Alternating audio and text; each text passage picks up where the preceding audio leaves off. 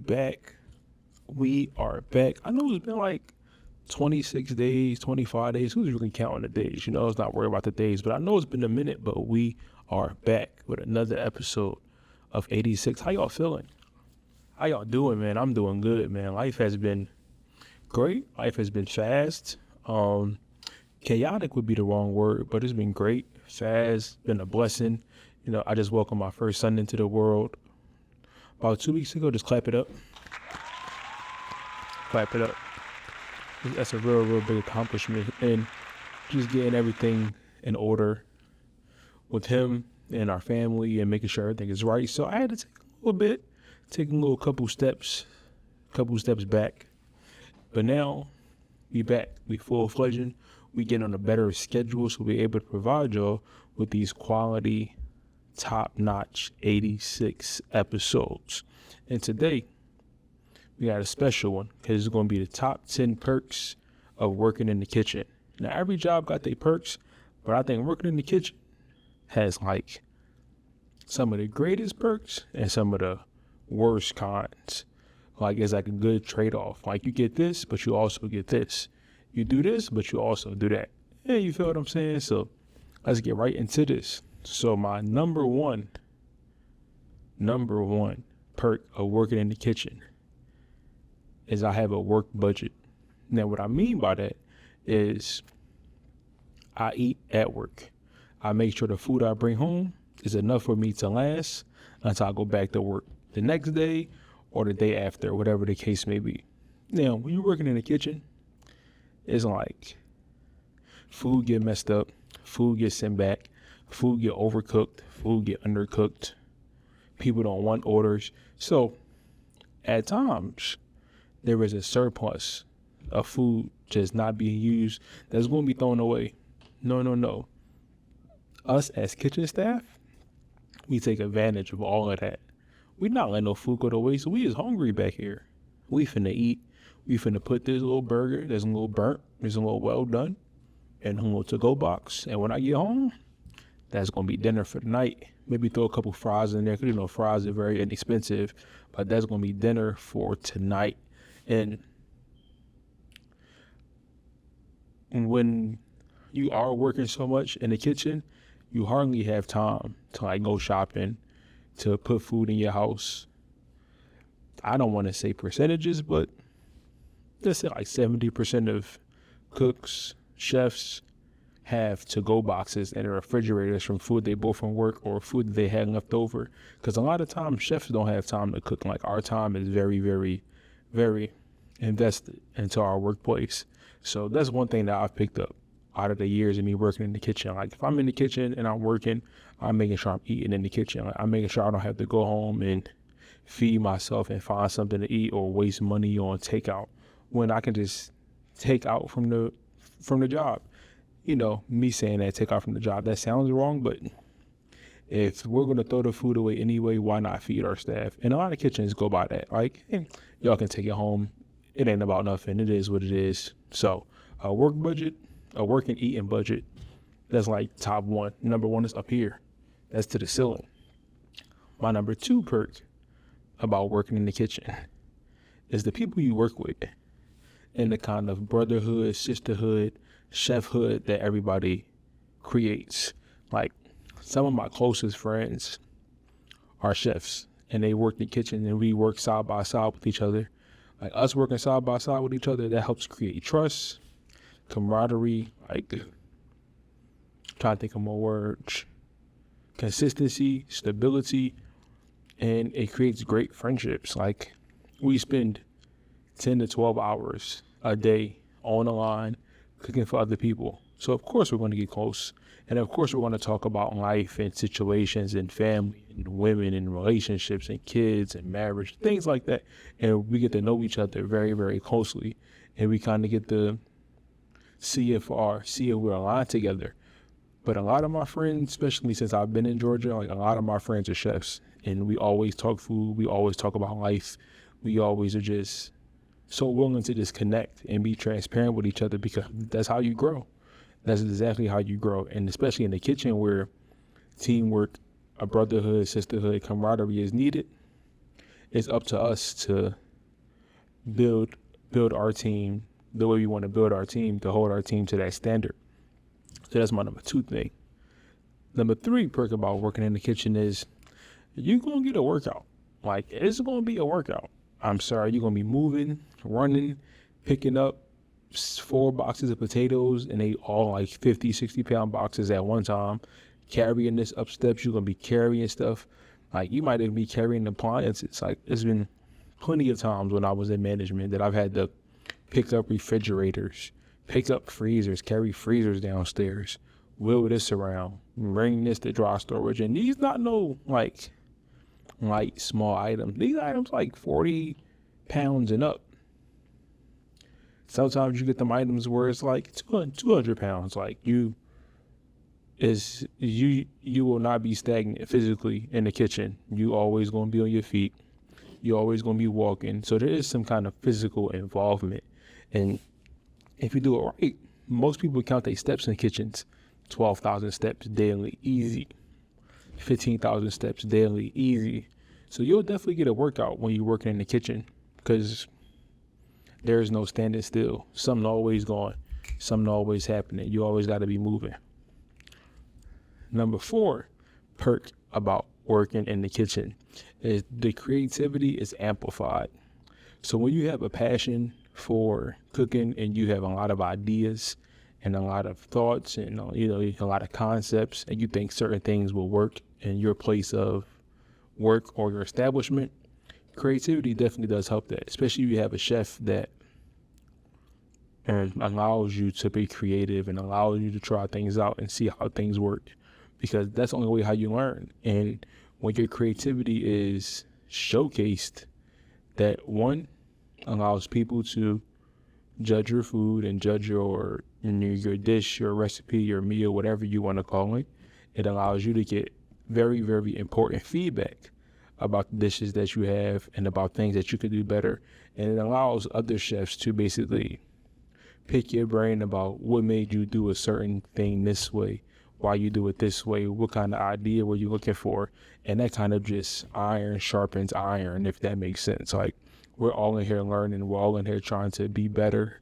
We're all in here figuring out, can this fish go with this mango salsa, or can I make a mango mousse, a mango puree? Like, what can I do? Like, we're all trying to figure out and make things a little bit more detailed, a little bit more elegant, a little bit more elevated. That's a good word. More elevated, to the point where we're like, this is a very, very well composed dish. So in kitchens, there are, what's the word? Open to creativity. Your creativity will be amplified. I've worked under, and there's one chef when I was in college, maybe my last 2 years of college, and I worked at the RBG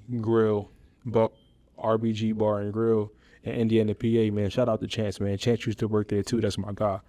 But we was at the RBG Grill, and the chef, his name was Dan Dooley. Man, shout out to Dan Dooley too. That's my guy too. But he was actually the first person who was like, yeah, if you want to do it, let's do it. Like, let's run it. Like, he was just, I see your creative bug and we're going to feed that. Like, he's bringing halibut, different kinds of fish, different kinds of produce, different kinds of potatoes, just for me to try stuff. Like, I would ask him, hey, chef, I thought about this crazy halibut idea. I want to bring something in. Yeah, okay, cool. It'll be here Friday. Let's run it as a special. Like, that kind of stuff, like, that kept me hungry. It kept me excited. It kept me interested. It kept me engaged in what we were doing. And it also allowed other people around me to be like, that was good. Or I didn't like that too much. Maybe you could have done this with it. And that's like a young culinarian's dream. Like, when you can be around that and have that kind of freedom, like, it's like the whole world is at your fingertips. Like, you can conquer anything. And that's the best feeling ever. So I appreciate Dan. I appreciate Dan for being the first person to actually put the ball in my hands and allow me to, like, make mistakes, allow me to do things that maybe were super unconventional, that maybe didn't work, and some things that did work, and doing things that were classical with a certain twist on them. Like, that's when I first really started posting on social media, all my pictures. Like, if you go down my social media, on my Instagram, _ Chef Vern Jr., scroll all the way to the bottom, there's plenty of like 50 food photos that I was creating just to be creative and just to see how was it received. Now, a lot of those dishes were received very well, and a lot wasn't received very well. The ones that weren't received very well, it kind of hurt my ego, but that comes with the learning, the experience, and the territory.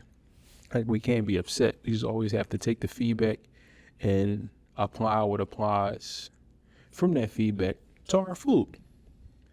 The fifth perk about working in the kitchen is career progression.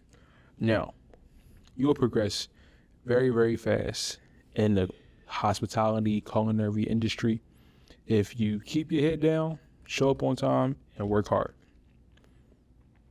I can't tell you how many times I've went from being a cook to being a sous chef in a matter of months. Being a sous chef to being an executive chef, being an executive chef to being a dining director. Like, the career progression in culinary is amazing. An example, when I worked at a restaurant called Must & Turner's, 2021 to 2024, I started off in May of 2021, and one of my chef friends, my colleagues, Chef Remy, shout out to Chef Remy too, it's my boy. Where you at, Remy? We got all the space, bro. All the space you got to pull up. But he worked there at a time and point, and I came in as a cook, just doing things that I naturally do, like being the kind of cook I am, like being the kind of teammate I like to be. And from May to December, that was only a half a year. They did a peer of the year, so everybody votes on the worker that they appreciate the most, the worker that impacted them the most. And I won peer of the year my first year there, and I was only there for like 6 months. So it was very, very surprising to me that the things that I thought were naturally supposed to be done, gave me this kind of recognition, and it felt good to win that award. Like, it felt good to be celebrated amongst my peers. Like, that was a very, very great day. And then to top it off, that was in January. 4 months later, I was promoted to sous chef. So in the amount of 1 year, I've hit 2 great milestones with this company. And then going on from being a sous chef, my rest of the career there, to being an executive chef. Like, you have a lot of opportunities to advance in culinary. It's just, how bad do you want it? Are you willing to put your ego to the side, your pride to the side? Are you willing to look at yourself and figure out, this is certain things that are hindering me, and get those situated? Because it's like, this industry always needs quality people. Like, there is now a shortage of quality people in the industry. So if you have an opportunity to be in a position of power to build a team, bring on more quality people, take the opportunity. Like, I've even at the job I work at now, the chef always tells me, hey man, I love how you work. Like, I love the things you do. Like, this is not the end for you. Like, I can see you being a lead. I can see you being in management. I can see you doing these things, even though at this point I don't want to be in management. But for him to say that, and I've only been there a month, it's amazing. Like, it makes me feel like, you've been doing the right thing, and just keep doing the right things. So career progression is definitely something that is very, very obtainable in the culinary field. Perk number 6, that sounds kind of bad, but perk number 6, instant gratification. Now, what I mean by that is, you put a dish on somebody's table and they try it, you will know right then and there if they like your food or not.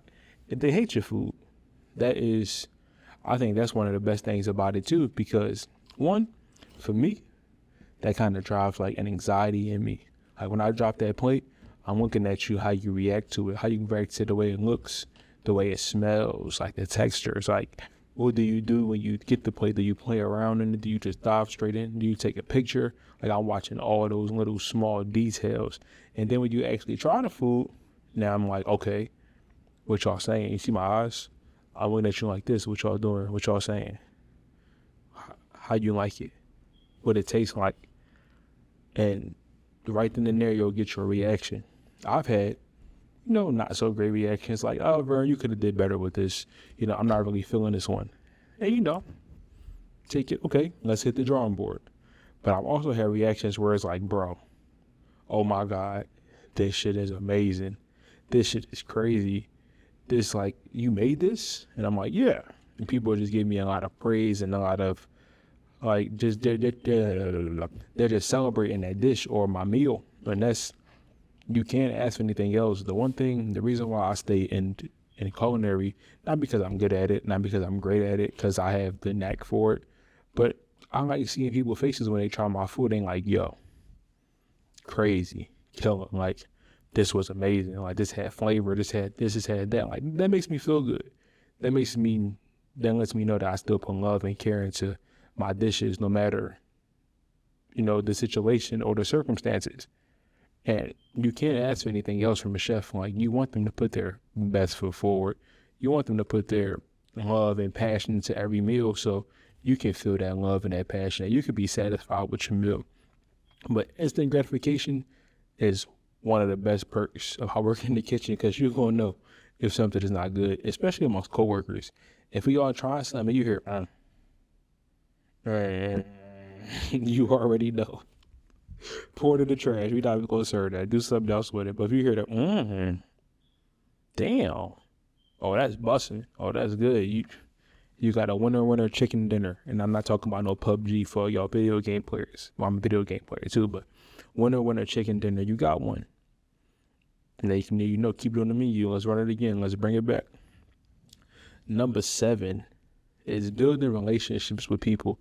Now, that kind of goes with the teammates and the brotherhood, but this is more about, like, customer relationships. Like, you'll never know who you'll run into.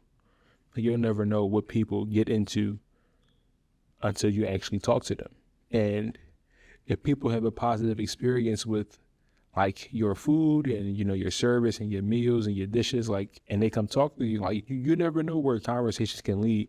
Like, I've spoken to, when I was back in PA, that was 19 or 18.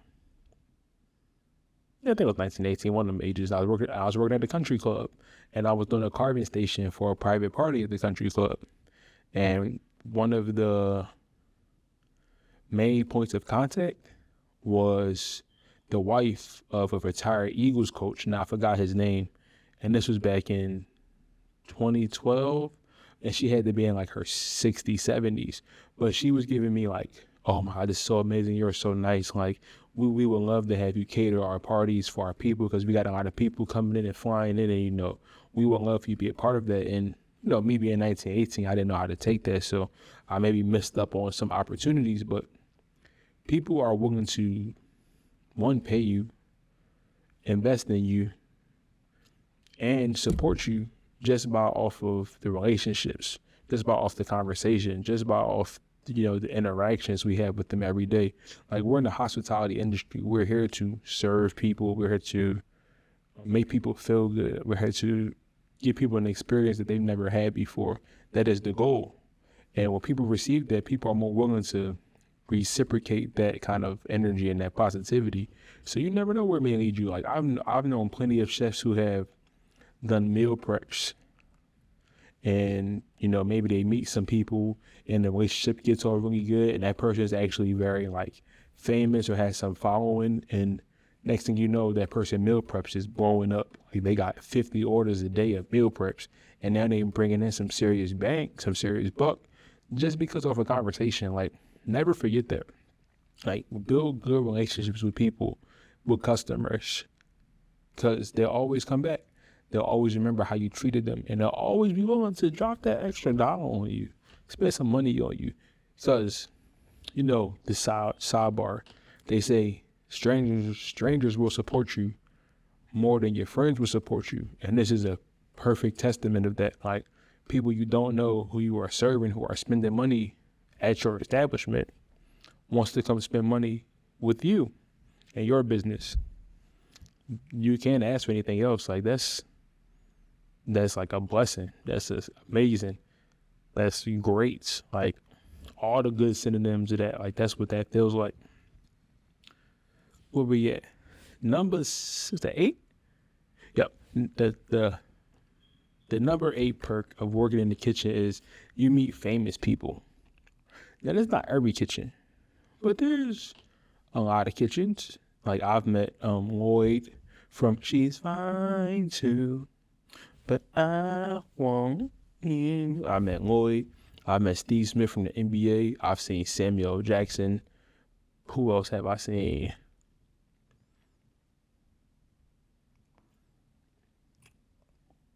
Who else have I seen? Can't think of no other names outside of those three. Even my peers, like I've had peers do caterings for like J. Cole and Dreamville. Had peers do caterings for like Outkast. Had do caterings for like very high political people in the state. So you never know where this journey could take you. You never know who's gonna walk in and just be regular, but be actually somebody of fame and notoriety. You never know what they might do for you or give you the opportunity for. And that's the same with building relationships with people. But these people who have like a immense amount of status, like they can do things or that can accelerate those timelines a lot faster. And it's great because some of these people could be idols. Like some of these people you could really, really like I fuck with and have like belief in and have like support for. Like I've had coworkers meet like 50 Cent and I already said Samuel Jackson. And it's just that is crazy because these are people we see on TV and movies and music, and we never thought that these interactions would ever happen. Then they happen. The people are like, damn, you know what? I really like this guy, Vern. I like this guy. And you're real cool and I would love to do business with you. That's how you get your foot in the door. That's how you expand your business. That's how you move forward a lot faster. A lot faster. The number 9 perk of working in the kitchen is international exposure. Now, the one thing about this is all the chefs I've known throughout my whole life, they always had a story of them working out of state, working out of the country, working somewhere where you wouldn't have even thought to like travel. Like, for example, I'm pretty sure he's okay with me speaking about this, but I think Chef Remy, back when we were working together, he had an opportunity to go to the islands and work on the islands as an executive chef. Like, he was flown out, he was catered to, he was treated respectably just for his stage. Like, I've been recruited, maybe not out of state, but I've had opportunities to go to like Denver, Miami, Boston, Virginia, Vegas. People have moved from like Philly to Indiana. People moved to like the Bahamas and they work in the Bahamas and different parts of the islands in New Mexico and Brazil. So there is always a lot of opportunities to just not be stagnant in your hometown, in your home state, or in the country.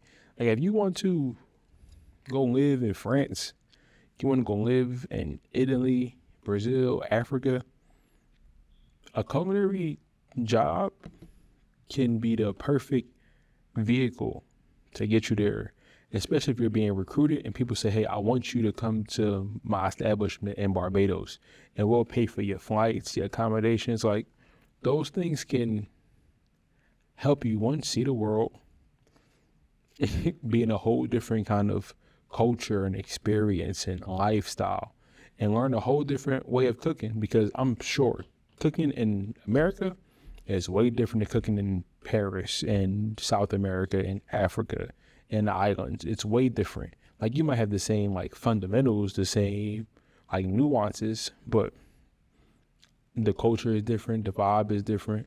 Like even he told me like people over there who were working didn't feel as entitled as people in America that are working in the kitchen. So people there just come in and work and they want to put out the best food ever.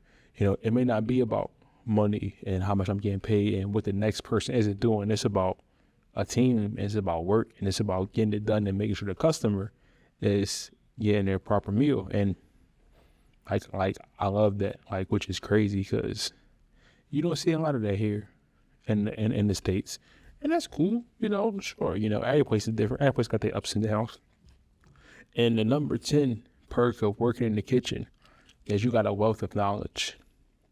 From the person next to you, to the person, to the chef, to the sous chef, to the person on salad and pastry. Like you can learn from anybody. No matter what skill level you're at or skill level they're at, they can still teach you something, and they can still guide you in a way where it's correct and a way that you understand, and a way that it can be executed. Because I learned so much from people, and this might sound fucked up, but I learned so much from people who I thought couldn't teach me anything, who I thought, I see how you work, or I see how you go about this, so maybe I don't want to take anything from you. And those people have taught me something, so I had to humble myself, the first thing. But everybody can teach you something, especially in culinary. All chefs say, you don't know everything. And if you think you know everything, you're a bad chef. And I don't know everything. I maybe have judged certain people for their knowledge, but I don't know everything. But it's good to be around other like-minded individuals, other culinarians who can show you, hey, here's an easy trick to cut tomatoes or to cut cherry tomatoes. Here's an easy trick to like peel thyme, or if you put this with this, you get this kind of consistency. Or instead of doing this way, why don't you do this that way? And a lot of those things I've taken with me for the course of my culinary career and the course of my life, because those are very, very useful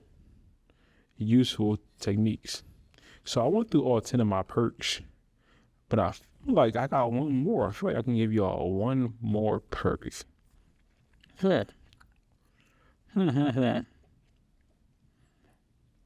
Nah, probably not. I probably got one more in me, because it was, I think I hit on everything pretty accurately. So it definitely would take me a minute to be like, what else can we touch on? But the one thing I do want to touch on is King's Coffee. It's back. Y'all see it? King's Coffee is back, and this time it's a little different. I'm doing King's Coffee with co-host and owner of Stability to Freedom, Tyrone Smith. And me and Tyrone, we go way back. We go back since middle school, and that was about 06, 07, like almost 20 years ago, like a small time.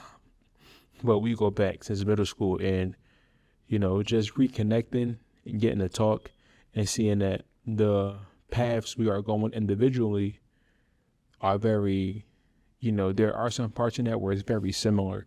So we thought that, because, y'all know me, I've been waiting to bring King's Coffee back, even as like a small segment, like just doing it one episode here, one episode there. But we sat down, we talked, we did shoot the first episode, which I'm pretty sure y'all seen. That's already on YouTube. There are some video clips going around Instagram, TikTok now. We'll go to previews, but if you want to watch that whole thing, check it out on YouTube.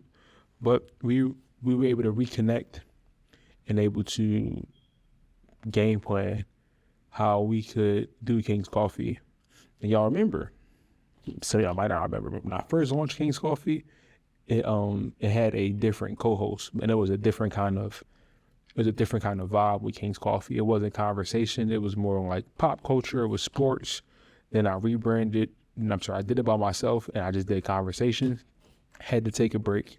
We launched 8ighty 6ix, and then we're relaunching King's Coffee with a whole new logo and a whole new feel to it. So it was always going to be me and Tyrone. We'll probably do 2 to 3 episodes a month, and it's just going to be about stuff that we that we see as important. Like our latest episode talk about relationships and friendships. The title is relationships and friendships.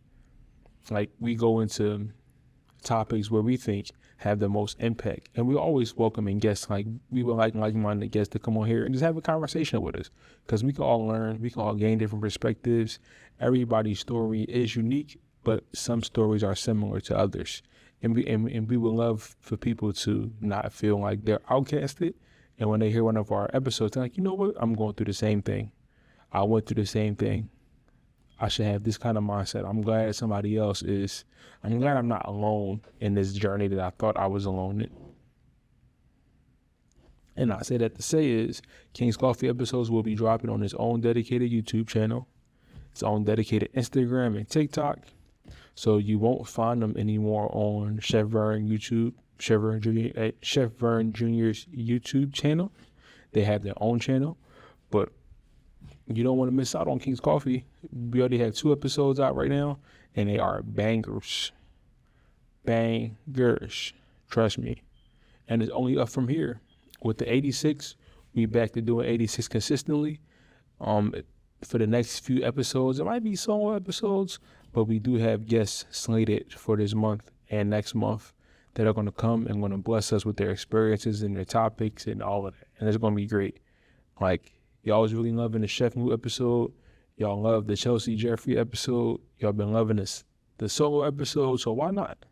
Why not? Why stop the momentum? Let's keep going. Let's keep dropping heat and dropping bangers. So I thank y'all. Come with me on this episode of 86 Top 10 Perks About Working in the Kitchen. The next episode, we're going to do the top 10 cons about working in the kitchen. So that one may be a little bit longer episode because I can be long-winded a little bit. But that's all good. I love y'all, man. Peace. I'll never forget this day. January 24th. It was a Wednesday at 3:40 p.m. I keep hearing these little knocks on my door. I'm sitting there doing a Coursera training on cybersecurity. And I'm sitting there just plugging them. I'm like, I ain't expecting nobody. All of a sudden, 3 big ass white cops just come in my apartment